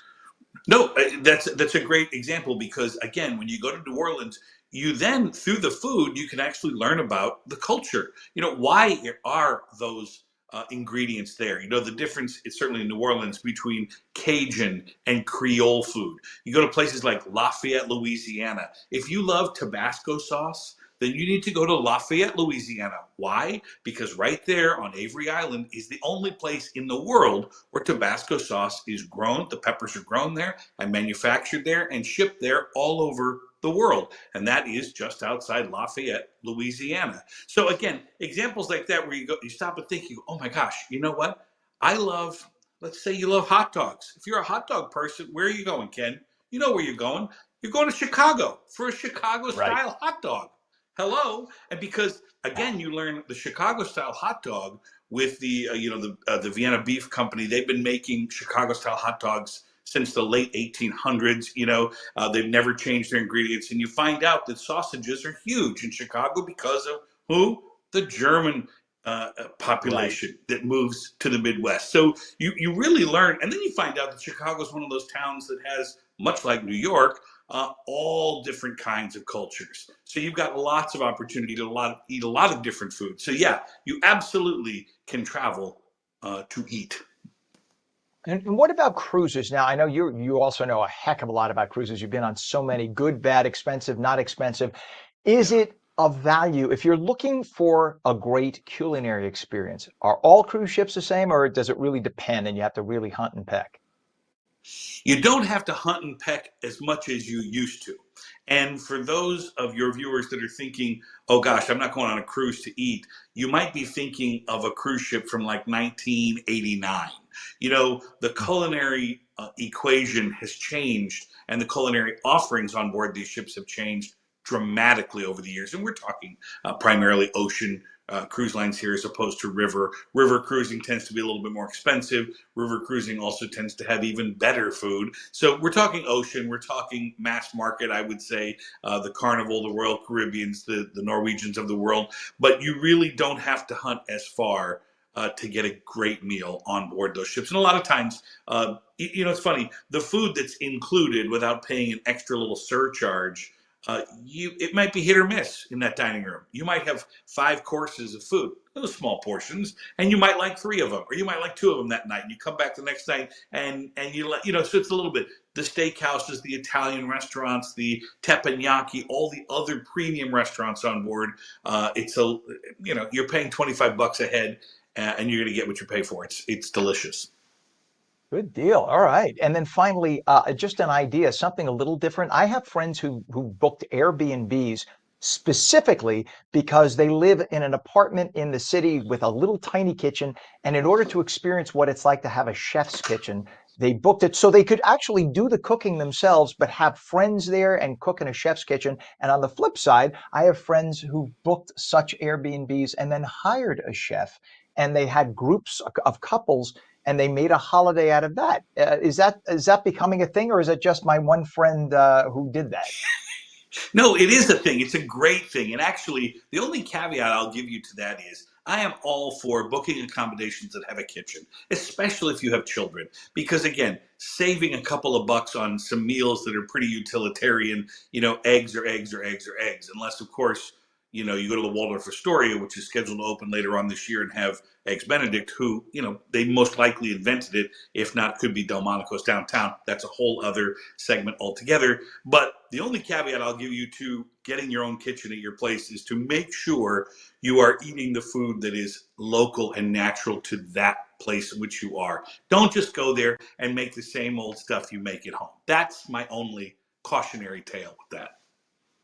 That's great advice. I did that in Mexico, by the way, and went to the Yeah. local market and got like the local farm eggs and really made Mexican omelets and stuff. It was a great experience. It really was. In fact, now I want to do it again. So that's great advice. Eric, the travel guy Hastings, check out his website, ericthetravelguy.com. That's Eric with a K, ericthetravelguy.com. Always good to see you, my friend. And thanks for joining us this morning. Happy Easter. Happy Easter. Thank you, my friend. You bet. Have a great day. It is now 46 degrees. I'm starving. I don't know about you. It's been a busy morning of food. The phone lines are open. We'll take your calls at 888-658-0234. Meteorologist Mike Favetta says cloudy, very windy today, highs low 50s. Full Garden State forecast in a moment. And we will speak politics with our Laura Jones just coming up in just a couple of minutes. You are watching On New Jersey Mornings, seen daily at ONNJ.com, Roku, Fire TV, News On, Samsung TV Plus, Apple TV, YouTube, Facebook, and X. And now we're streamed live on Rumble and Twitch at twitch.tv/On New Jersey. We're coming right back.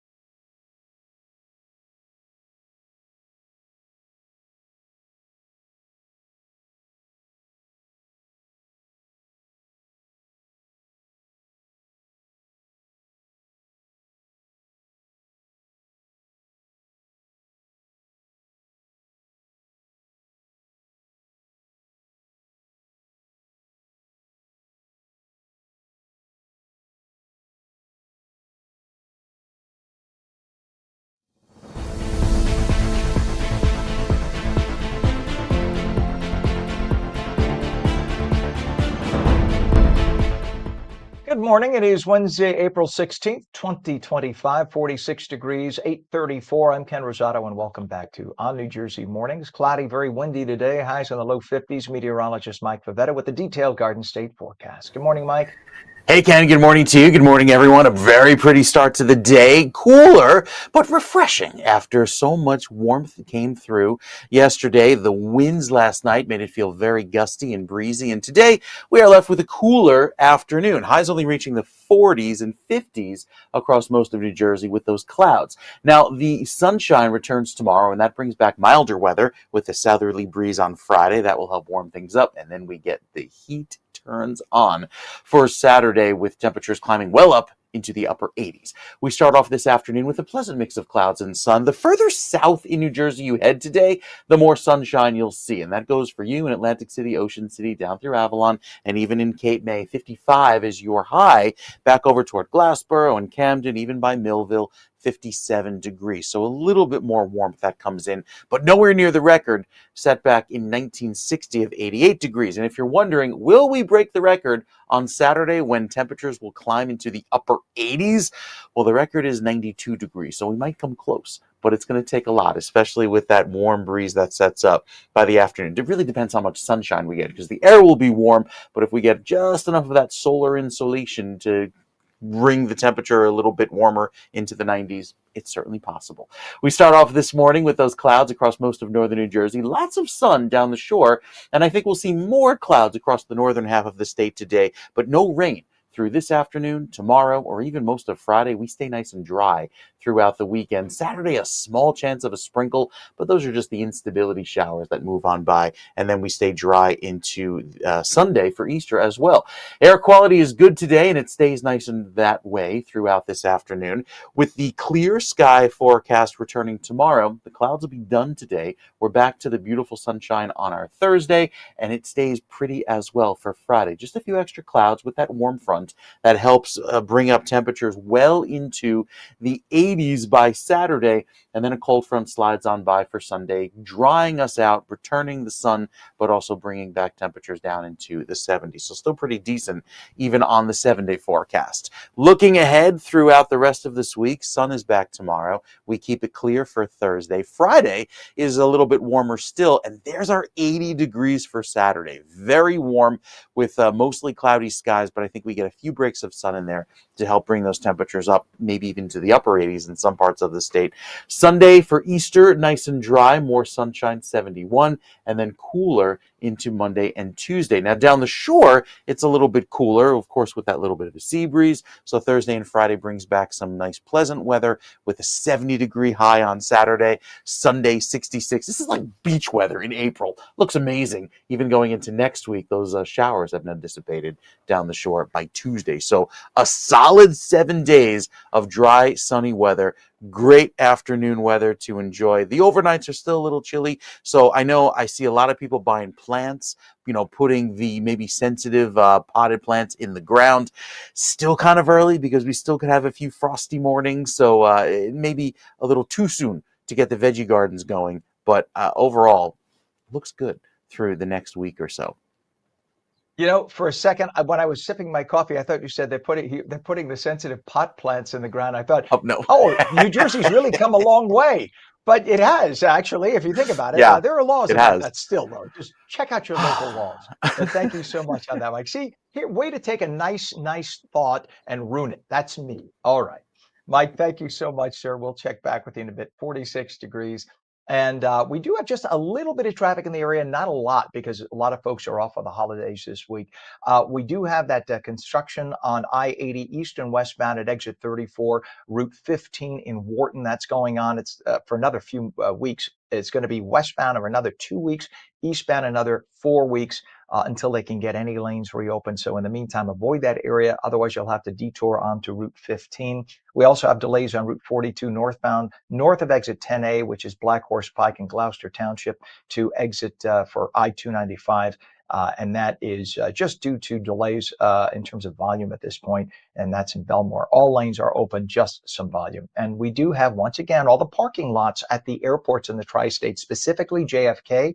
They're at 98, 99%, 100% capacity because of all the people flying. So make sure you book a place to park your car in advance if you're driving your own car to any of the airports, or else you might get there and then you'll have to hunt around finding a space at some of the satellite lots. Just some advice.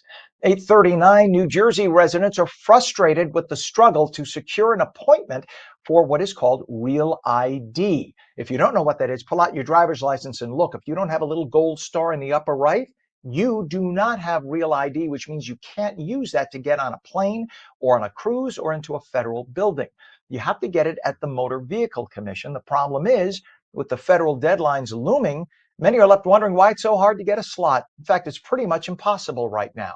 What's being done about it? New Jersey's Laura Jones, host of New Jersey Politics, joins us now. Laura, thanks so much for coming in this morning. Good to see you. Oh, Ken, good to see you too.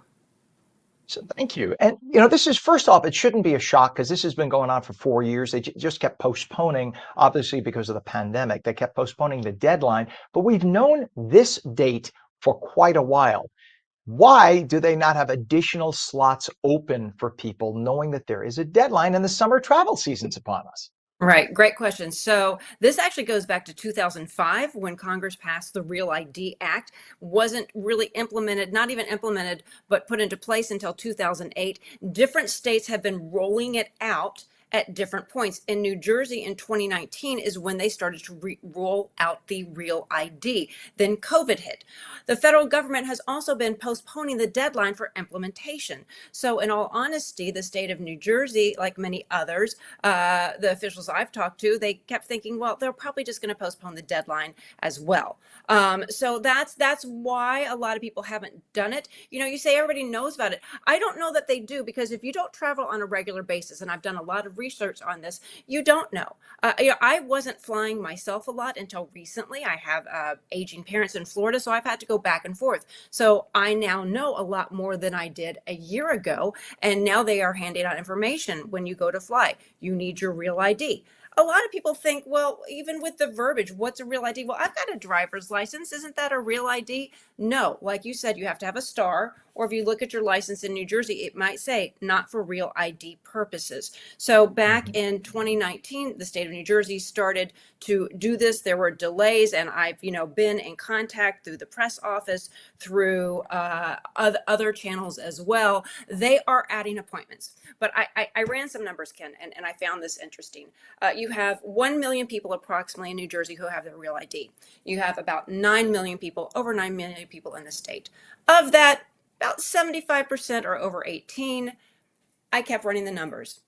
In order to get everybody a Real ID, not everybody needs a Real ID, but if they were to, at current staffing levels, and again, I'm not a mathematician, so this was just my math, in order to do that, you would, in order to clear out the backlog, at current staffing levels, it would take 2.5 years to get everybody a Real ID in New Jersey.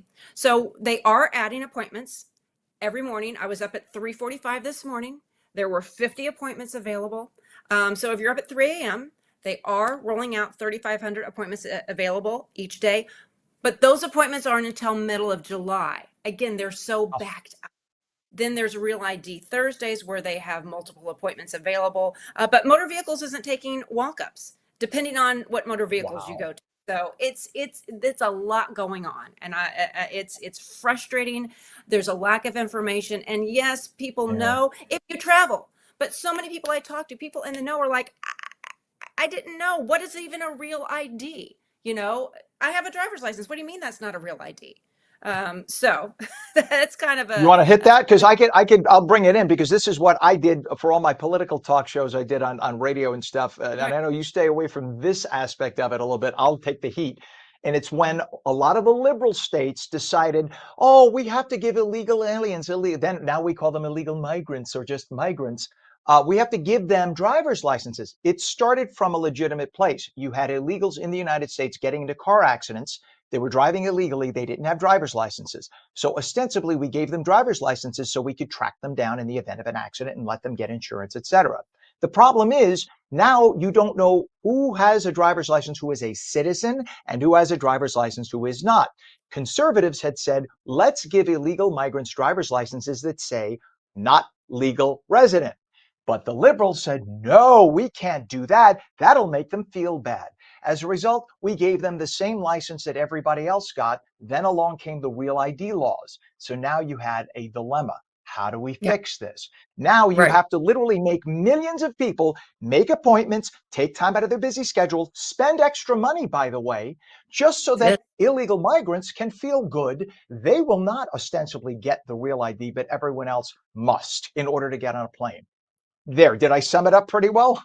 So you've summed up what people are saying. As a reporter, I can't, nobody in the government is going to say, well, yes, this is an issue, but it is a question that people have posed. Does this have to do with New Jersey being a sanctuary state? I'll go to the state of Florida, for example. The state of Florida, they only have Real ID. When you get your license, it's just Real ID. It isn't. New Jersey, the default is a non-compliant driver's license. All right, I'm going to all right, here's what, when you go, because I had to do this for my son, you go, you fill out your form if you want to get a Real ID. This is confusing because at the bottom it says select one. Do you want a Real ID? Do you want a standard license? Do you want a permit? Well, if I'm going through this, I'm thinking, well, I want a license for my son. I don't need a Real ID. Again, because do you understand what the verbiage means of real ID? So there was confusion on that level because there was an opportunity when young people are getting their licenses, just upgrade to real ID. But it depends on the agent you're talking to. If you have all your points of identification, and again, I've been doing this, look at these file folders full of Right. identification. Some will go ahead and say, yeah, let's go ahead and upgrade. But if you don't know to ask, especially if you have a teenager, well, you're just focused on getting the license. But boy, what an opportunity that would have been to clear out and to ensure, all right, new drivers are going to get a real ID. But again, it's not clear. And then here's another one, select all that apply. Do you want a driver's license, a non-driver ID, a motorcycle, a boat? It isn't really being communicated clearly. So you have to do your research. Again, people who travel a lot, they know. You and I, Right. we're reporters, we're finding out, we understand, but not everybody does. And That's, by yes, the way, that's a close up of the star because I have a that's it. Florida license too because I live there half the year. That has Right. to be in the upper right. Otherwise, as you pointed out, New Jersey, if you don't get the real ID driver's license, just says not real ID. It says that Correct. there, which means you It can't said, get on a plane. yes, So yes, bring your birth yes. certificate and your social security card with your other ID, or else you can't get a real ID, correct? That is correct. So you have, it is called 2 + 1 + 6. New Jersey, you already need your 6 points of ID. So again, that's why a lot of people are saying, well, I've done my 6 points of ID. In addition to your 6 points of ID, you need 2 proofs of residence. You need a social security proof of social security. Then you need the other 6 points combined. And again, like when I went, you bring mail. I brought something from motor vehicles. They said, oh, you can't use that because you're using your license. Luckily, I had another bill. But people will get an appointment. They do get in line and then they realize, oh gosh, I don't have it. Here's the other thing I found interesting. Motor Vehicles is saying, and again, I've been corresponding with them quite a bit through the press office. Most people don't have access to the press office. Hmm. They're saying, and even on social media, you don't necessarily need a real ID, which is true. Right. You don't if you do have a passport, but not everybody has a passport. What if I need to get into a federal courthouse? Am I going to be bringing my federal ID? Or am I going to bring my passport? No, I'm not. So Right. again, I look to other states, context and perspective. Are other states dealing with this? Not Florida. I looked, my parents have a real ID. They're Right. in their 80s. Well, how did they Can, know to can I get it? jump I in, asked, Laura? please Can I do. jump in 1 second? I'm sorry. I did the Yeah, run of every state in the country. yeah. Every Democrat run state, I'm not kidding, with the exception of one, Utah. And I think Utah, because there's such a mass migration of Mexican citizens into Utah. Other than Utah, every state that does not have automatic real ID is a Democrat state or DC. Every Oh, state that interesting. offers only real ID, every single one, I'll send you the list, is a Yeah, Republican-led state. So don't tell me, I mean, you're being right. neutral. I can tell you from looking at it, it's so blatantly obvious. So in Florida, they don't have this problem right now. This is only an issue in like 17, 18 states where you have Democrats who are solidly blue running things. And this is what you Well, get. and also, again, I used to live in Florida, have many friends, family in Florida. And when I post about it on social media, they were like, what do you mean you don't know? How this has been a thing. In New Jersey, it's been a thing since 2019. And they said, listen, we have been advertising, we have been promoting it. I'm paying attention. I'm going back and backtracking, and I'm trying to see. Again, it started to be implemented in 2019, then COVID, then everything was pushed to online. When I renewed my license, do you want a real ID or do you want a renewal? Well, I want a renewal. My bad. I should have said, "Oh, I want a real ID." But again, I don't know that it is necessarily clear because these forms that you are filling out, I'm not going to disclose personal, but they're hard to read. I had to go through multiple drafts of getting permit license ID because I have a 17-year-old, and because there was an error, we were able to get in because they made an error in my son's picture. So I was able to upgrade to real ID. But again, you got to do like this within everything else in life. I have special ed kids. You don't know what you don't know. And so much information I find from happenstance, not because it's easily and readily available. Again, when I get to people, I've had to call my state senator's office. I called the county clerk, and they've been very helpful. And they've been really trying to. When I actually got to a person at Motor Vehicles, shout out to Barbara, shout out to Joseph, who have been wonderful when you actually get a person. But they are understaffed. They don't have the resources. They are having mobile units that are set up. But again, if you are able to log on, I got on at 3:45 this morning, 50 appointments available. That was it. but again, that's not available until July. If you need to Mhm. travel before then, here's the other thing. I've done some research. So don't panic if you are trying to travel. The TSA has asked the feds, hey, can we have 2 years to implement it? This deadline is May 7th. So show up to the Right. airport with everything. But it does look like they are going to try and have a secondary screening area where they can look. But you got to make sure you're bringing all your identification. And people who don't Hmm. travel, God forbid, they're traveling because there's an illness or some a death and they've got to travel or there's an emergency. You're not thinking, clearly. And when you go on to book a flight, I'm not saying, hey, make sure you have real ID.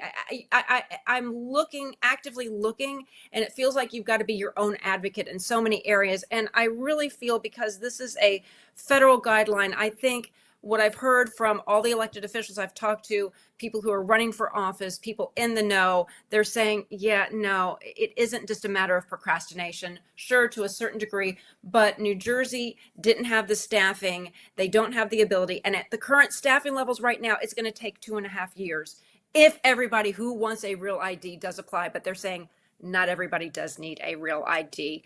Check into Hmm. it, and you might want to wait for this to settle, and then in 6 months or so try and get a real ID.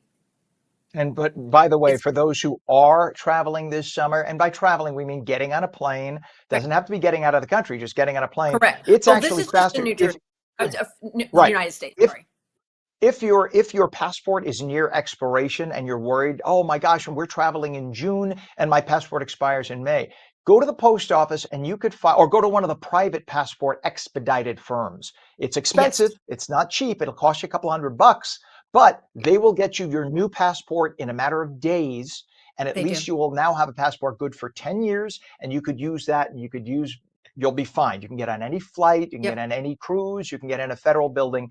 You can also request what looks like a driver's license. It is a passport ID card. It's small, it fits in your wallet. Now, if you're using it as an actual passport, you can only use it to go to Canada or the Caribbean, but you can use it to get on board flights domestically. They accept that. I checked. They will accept that in lieu of a passport to get on a flight as citizenship identification, because that has to And, be issued along with your passport. So that's and I've another been thing you'll keep in right. your wallet. And call your county clerks. They have been fantastic. Mercer County Clerk, you don't need an appointment. You can simply show up. They can get you an expedited in about 2 weeks. Like you mentioned, if you go to these centers in Philadelphia and other areas, they can get it in days. Typically, it's 4 to 6 weeks. But Hunterdon County, you do need an appointment. But to me, what I find shocking, Ken, is if passport, you would think the points of identification needed for a passport to travel internationally would be way more complicated. No, in New Nope. Jersey, look at all of this. This is Yep. confusing. My head hurts. My head hurts. I've been spending so much time, again, trying to understand, because I want to communicate. I want to help people understand. If I'm having a hard time understanding this, I can't imagine other people, people in the know. And again, it's not just a matter of I put it off to the last minute. My son, my middle son, his license doesn't expire for 2 more years, so I can't just renew. My daughter's license is expiring within 90 days, so I was able to get her appointment. So that's the other thing. My license isn't expiring. I don't want to wait in line and pay an extra fee. I don't have the time, and that is a cost. Oh, it's only, Hmm. $11 more. Well, a lot of families don't have an extra $11. They Correct. don't have that time to take off to go wait in line to make the appointment. And again, right now, even making appointments within the 90 days, you're about you're about 2 months out. You can, again, so if people are watching and they want to know, call 3 o'clock in the morning. They've released about 3,500 appointments. And I was on this morning. And like I said, the one near me, they had 50 appointments available. You can get appointments, but that's in July. So again, you've got to be your own advocate, and also know when you get to the airport. I think that TSA is going to be actively working with the federal government to accommodate, because flying on May 7th, if you can avoid that, I might Hmm. avoid it, because Yeah. it's probably going to be, it's going to be busy. And there are going to be people who are confused, even people, like I said, who think they have their ducks in a row. Sometimes you don't. You don't know what you don't know. And if this isn't in your realm because life is going on, we've got so many, so many Yeah, other issues going on in this country, people aren't always thinking if they don't fly on a regular I'm with basis. you. Yeah. Laura, only because we're out of time here, but we could talk about this for hours. You're amazing. Thank you for taking the time and coming Thank you. on New Jersey's Laura Jones, host of New Jersey Politics. Thank you, as always, for coming on this morning. Yeah. You're a treasure. Great information. Oh, You bet. Good luck with all the licensing. All right, quick hit. We got about a minute here. Well, Mike, can we get you in for a last check of weather? Certainly can. Hey, Ken, we've got pretty weather ahead for the next few days. Clouds today, but don't let that spoil the forecast because by the time tomorrow arrives, temperatures will be back up in the 60s. Sunshine abounds across New Jersey. And then the cherry on top is that southerly wind that pushes highs up to 80 on Saturday. That's a statewide average. There will be places in New Jersey that might near 90, especially in the northeastern corner. Slightly cooler on Sunday, but still 71 degrees for Easter and 61 by Monday. So the pleasant weather will be found not only across most of New Jersey, but even at the shore points with lovely weather on tap in through next week. An awesome weekend to have. Dry, sunny, mild, perfect weather for Easter. Maybe a little outdoor picnic is in the offing with all that great weather to enjoy, Ken. Look at you, edit on the fly. All right, meteorologist Mike Favetta, thank you so much, sir. We appreciate it. Have a wonderful day. We'll catch you in the You morning. too. It is now 47 degrees, and that is on New Jersey Mornings for your Wednesday, April 16th. I'm Ken Rosato. Remember, you can stream us at ONNJ.com, Roku, Fire TV, News On, Samsung TV Plus, Apple TV, YouTube, Facebook, and X.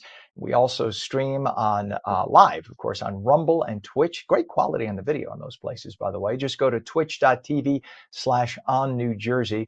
We will catch you again tomorrow morning at 7 o'clock. Tell all your friends about us. This whole idea of real ID we'll be talking about from now to May 7th. It's not going away, and it is a big deal. Think about it next time you vote D or R in the voting booth. It is purely a Democrat creation. Until tomorrow, have a great day. Thanks for watching.